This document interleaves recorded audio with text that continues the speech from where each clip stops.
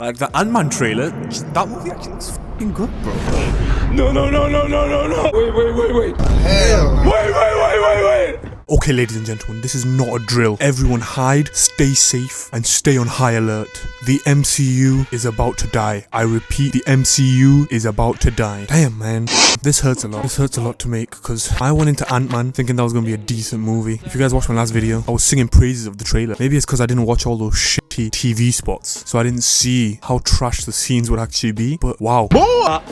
Disgusting shit. The movie it's not good, guys. It's not good. Like, it's not terrible. It definitely shouldn't be the worst rated Marvel movie of all time. It's not worse than Eternals, but it's just average. It just felt like such a setup movie. Like Ant-Man, such a major character. He's just there to be used as setup for the rest of Phase 5. It literally just felt rushed. Like some of the CGI, man. It's pretty difficult to put into words how disgusted I am. It was really, really poor. When MODOK came on screen, I just laughed out loud. Not because like he looked bad. Well, he did look like an absolute nut. But I never understood the crowd who were always like, bring MODOK. Because I knew this would happen. How can you make that guy not look like an absolute idiot? And apparently the VFX artists were super rushed to this movie. They didn't get to render the effects properly. And you can tell, man. You can tell when you watch the movie. The effects just seem super rushed. But you know, I will say this. It's not an awful movie. It's mid. Like, you can go and have a decent time watching it. Because it's an Ant-Man movie. You know, they're always fun to watch. And as a whole, the effects aren't terrible. Just in some very noticeable scenes. But there are many problems in this movie that really concern me about the greater future of the MCU. And because I was gassed. I was like, we're out of that trash Phase 4. Now it's on to bigger and better things like Ant-Man. Good start. And then this movie disappointed me. And now I'm extremely concerned for Phase 5. But I don't just want to talk about Ant-Man by itself. Because one movie doesn't just mean everything else is going to be bad. I mean, even if we look back, in the early stages of Phase 1, The Incredible Hulk came out, which wasn't the best start, was it, to Phase 1? And in the early stages of Phase 2, Thor: The Dark World came out,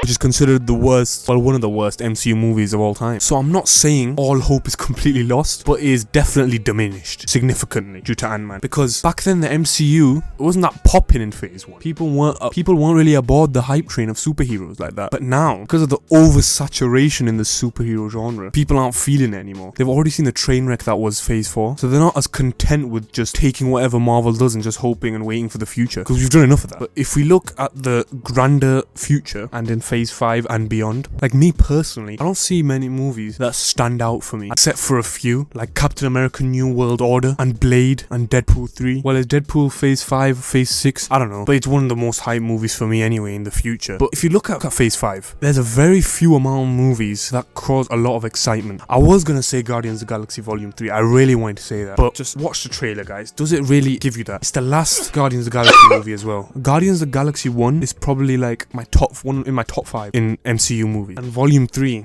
I'm not feeling it, I'm not gonna lie. In Phase 6, yeah, we've got Avengers Kang Dynasty and Secret Wars and Fantastic Four.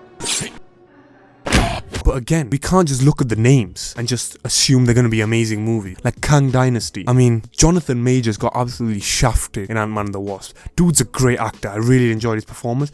But not gonna lie, Kang was kind of a clown in Ant-Man and the Wasp. I know he's just one of the variants and there's thousands of them. But still, dude got killed by some ants. Like, is this a joke? It's just so sad to see, because if you look at what the MCU did in those 10 years, creating audience engagement and a long-term story over a whole decade. And that's a near impossible task. I mean, look, DC tried to do it. Look what happened to them. Like brunch. Like, what is brunch? Wow, it's like a cave.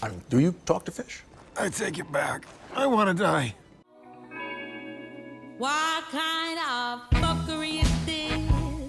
But now DC is pulling out bangers. Batman, banger. Black Adam, I don't care what anyone says. That movie was fun to watch. It was a banger. Yeah, it was stupid as hell, but it was The Rock in a superhero movie. If you didn't enjoy that movie, what are you? You're just a cretin, isn't it? You're just an absolute cretin. And The Flash, that trailer looks fire. Do you have any idea how fast I am? I'm fast as fuck, boy! Obviously, let's forget about the fact that Ezra Miller is literally a psychopath, but we'll just ignore that, you know. I don't care about his crime, just give me the movie. And it's hard to pinpoint just what went wrong with Marvel. I mean, I know you can give the easy excuse wokeness. Yeah, it has been a bit of wokeness in Marvel, and there probably will be some more wokeness, especially if there's Brie Larson involved. And I am noticing a massive increase in poorly written female characters in the MCU, because they make them so one-dimensional. Like, this should be, having good female characters in the MCU should be super empowering overpowering. They should be amazingly well written. Have you seen the comics? Some of the best comic books are with female superheroes. But with the movies, they just ruin them. And then they just want to destroy the reputation of love characters. Look what they did to my boy Scott Lang in Ant-Man and the Wasp, Quantumania. Straight trash. And apparently they've literally got their VFX team held hostage, making them rush through projects because they're doing about 25 different animated shows a year that most of them are absolute shit. Like, I don't think we can underestimate. I think people are truly underestimating how absolutely garbage Phase 4 was. Not just by itself. Because by itself, okay, it's mid, it's average. But just compare it with what they did over the decade in Phase 1 to 3. Then you realize. Let me name the Phase 4 projects. Black Widow, trash. Shang-Chi, yo, can't lie, banger.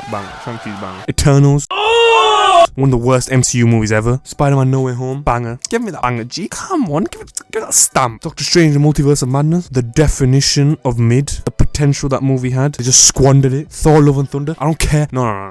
Thor, Love and Thunder, not worst superhero movie ever. Worst movie ever. I don't care. Black Panther, Wakanda Forever, decent. It's aight. It works. Like, you can't underestimate how, like, you can't forget how bad this year was for Marvel. But most of these movies brought in peas, bro. So how are we supposed to tell Marvel that we're upset when they're getting money? They're getting bags. It's frustrating. But you know, all hope is not lost for the MCU just yet. There is potential in Phase 5 and Phase 4. And one average movie isn't enough to ruin it. Fortunately, Marvel just needs to fix up and focus on creating good stories. Because the audience, they get smarter as the days go on. Before, we'd accept anything. But now, the tolerance reduces continuously as more and more trash keeps getting released. So I hope that Guardians of the Galaxy Volume 3 is one of the best Marvel movies ever made, like its predecessors. Thank you for watching.